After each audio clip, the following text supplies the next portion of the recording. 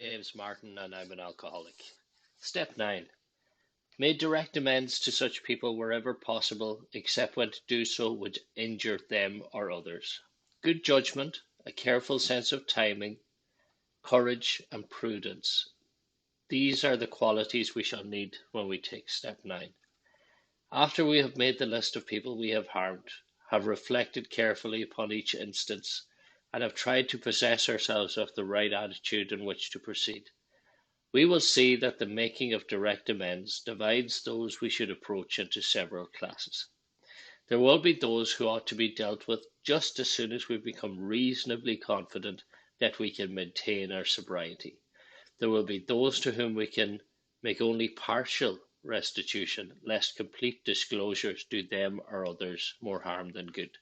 There will be other cases where action ought to be deferred, and still others in which, by the very nature of the situation, we shall never be able to make direct personal contact at all. Most of us begin making certain kinds of direct amends from the day we join Alcoholics Anonymous. The moment we tell our families that we are really going to try the program, the process has begun. In this area, there are seldom any questions of timing or caution. We want to come in the doors shouting the good news. After coming from our first meeting, or perhaps after we have finished reading the book Alcoholics Anonymous, we usually want to sit down with some member of the family and readily admit the damage we have done by our drinking. Almost always, we want to go further and admit other defects that have made us hard to live with. This will be a very different occasion, and in sharp contrast with those hangover mornings when we alternated between reviling ourselves and blaming the family and everyone else for our troubles. At this first sitting, it is necessary only that we make a general admission of our defects. It may be unwise at this stage to rehash certain harrowing episodes. Good judgment will suggest that we ought to take our time. While we may be quite willing to reveal the very worst, we must be sure to remember that we cannot buy our own peace of mind at the expense of others. Much the same approach will apply at the office or factory. We shall at once think of a few people who know all about our drinking and who have been most affected by it. But even in these cases, we may need to use a little more discretion than we did with the family. We may not want to say anything for several weeks or longer. First, we will wish to be reasonably certain that we are on the AA beam. Then we are ready to go to these people to tell them what AA is and what we are trying to do. Against this background, we can freely admit the damage we have done and make our apologies. We can pay or promise to pay whatever obligations, financial or otherwise, we owe. The generous response of most people to such quiet sincerity will often astonish us. Even our severest and most justified critics will frequently meet us more than halfway on the first trial. This atmosphere of approval and praise is apt to be so exhilarating as to put us off balance by creating an insatiable appetite for more of the same. Or we may be tipped over in the other direction when, in rare cases, we get a cool and skeptical reception. This will tempt us to argue or to press our point insistently, or maybe it will tempt us to discouragement and pessimism. But if we have prepared ourselves well in advance, such reactions will not deflect us from our steady and even purpose. After taking this preliminary trial at making amends, we may enjoy such a sense of relief that we conclude our task is finished. We will want to rest on our laurels. The temptation to skip the more humiliating and dreaded meetings that still remain may be great. We will often manufacture plausible excuses for dodging these issues entirely.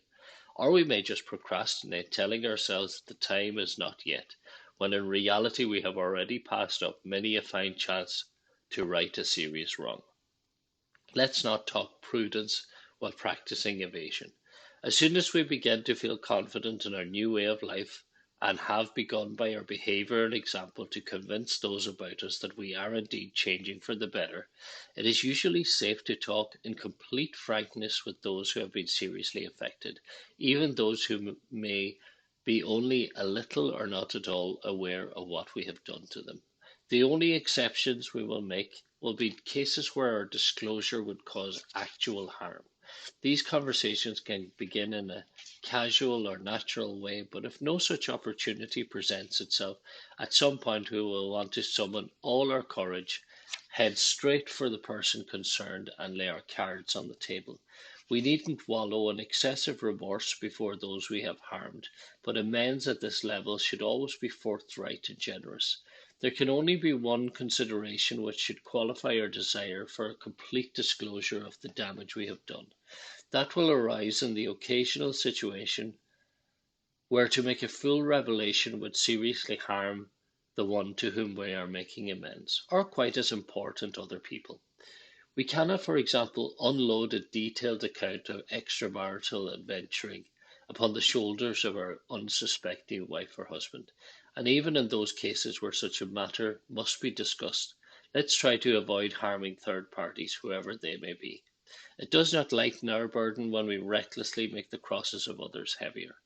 Many a razor edge question can arise in other departments of life where this same principle is involved. Suppose, for instance, that we have drunk up a good chunk of our firm's money, whether by borrowing or on a heavily padded expense account. Suppose that this may continue to go undetected if we say nothing.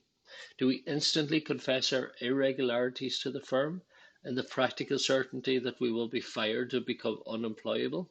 Are we going to be so rigidly righteous about making amends that we don't care what happens to the family and home? Or do we first consult those who are to be gravely affected? Do we lay the matter before our sponsor or spiritual advisor, earnestly asking God's help and guidance? Meanwhile, resolving to do the right thing when it becomes clear, cost what it may. Of course, there is no pat answer which can fit all such dilemmas,